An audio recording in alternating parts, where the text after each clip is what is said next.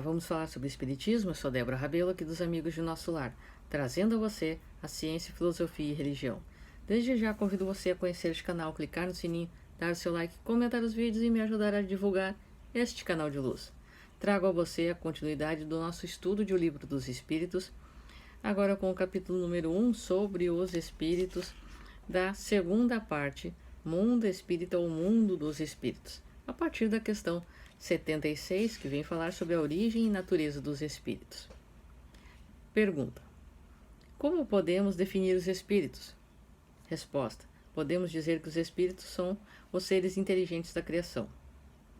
Eles povoam o universo fora do mundo material. Nota: a palavra espírito é empregada aqui para designar a individualidade dos seres extracorpóreos, e não mais o elemento inteligente do universo. Allan Kardec.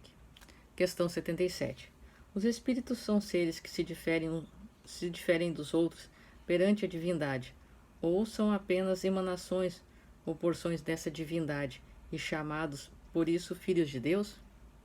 Resposta: os espíritos são obra de Deus. O mesmo ocorre com o homem que faz uma máquina. Essa máquina é obra do homem, mas não é o próprio homem. Quando o homem faz uma coisa bela e útil, por ele ser responsável por essa criação, ele a chama de sua filha. O mesmo ocorre com Deus, somos seus filhos porque somos sua obra. Questão 78. Os espíritos tiveram um princípio, ou existem, assim como Deus, desde toda a eternidade?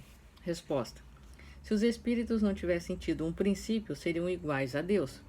Eles são sua criação, estão submetidos à sua vontade. É incontestável que existe desde toda a eternidade, mas não sabemos quando e como ele nos criou. Considerando que Deus é eterno e está sempre criando, podemos deduzir que também tivemos um princípio, mas quando e como cada um de nós foi criado, ninguém sabe, pois isso é um mistério. Questão 79.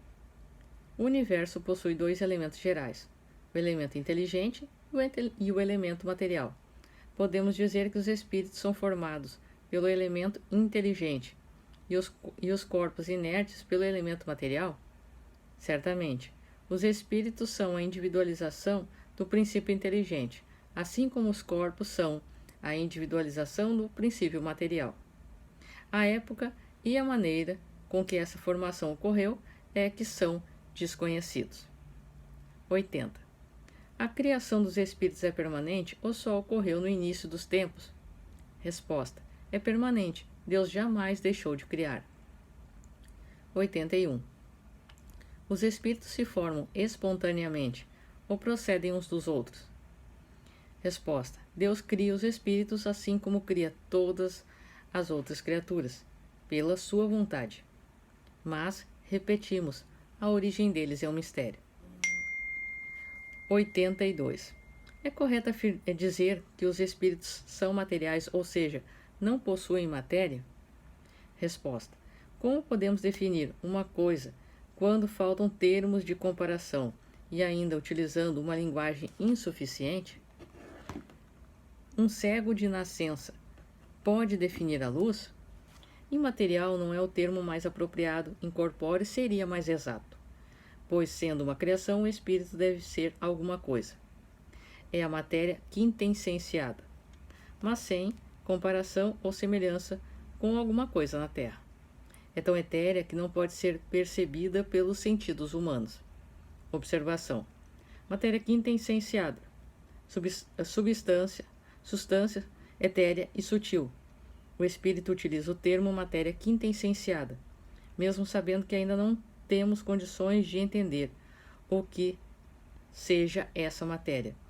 Por ser ela muito diversa de tudo o que conhecemos, seria uma espécie de matéria elevada ao seu grau de pureza máximo. O perispírito é constituído dessa matéria. Comentário de Kardec. Dizemos que os espíritos são imateriais porque a sua essência difere de tudo o que conhecemos com o nome de matéria.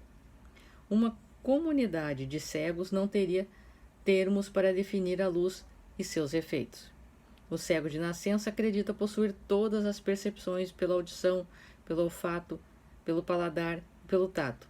Ele não compreende as ideias que lhe seriam dadas pelo sentido que lhe falta. Da mesma maneira, nós também somos verdadeiros cegos com relação ao entendimento sobre a essência dos seres humanos. Somente conseguimos definir os espíritos por meio de comparações imperfeitas ou por um esforço da nossa imaginação. 83. Os espíritos têm um fim? Compreendemos que o princípio de onde eles emanam é eterno. Porém, essa individualidade terá um fim? Os elementos que formam o espírito não se desagregarão após certo tempo para retornar à origem? Como ocorre com os corpos materiais? É difícil compreender que algo que não teve fim, não teve começo, não possa ter fim. Resposta: existem coisas que vocês não compreendem porque possuem uma inteligência limitada, mas isso não é motivo para que as rejeitem. O filho não compreende tudo o que seu pai compreende, nem o ignorante tudo o que o sábio compreende com facilidade. A existência dos espíritos não tem fim, é tudo o que podemos dizer por enquanto. Então Deus nos criou e segue constantemente criando. Nós vamos assim nos tornando evolução, e nessa evolução vamos sendo formados de um princípio inteligente. Passamos pelo reino mineral, vegetal, animal, e então este princípio, chegado ao reino humano, se desenvolve, assim como nós vamos nos formando, vamos evoluindo, mas desde sempre Deus nos criou e permanece criando, mas todos os detalhes fogem ao nosso entendimento. Somente Deus é quem sabe, certo? Então essas foram as questões 76 a 83. No próximo vídeo estaremos estudando mundo normal primitivo a partir da questão 84 até a questão que vai permitida ali na questão, aliás, 87, certo? Um forte abraço para você, que os bons espíritos nos guiem, Jesus nos abençoe e até a próxima.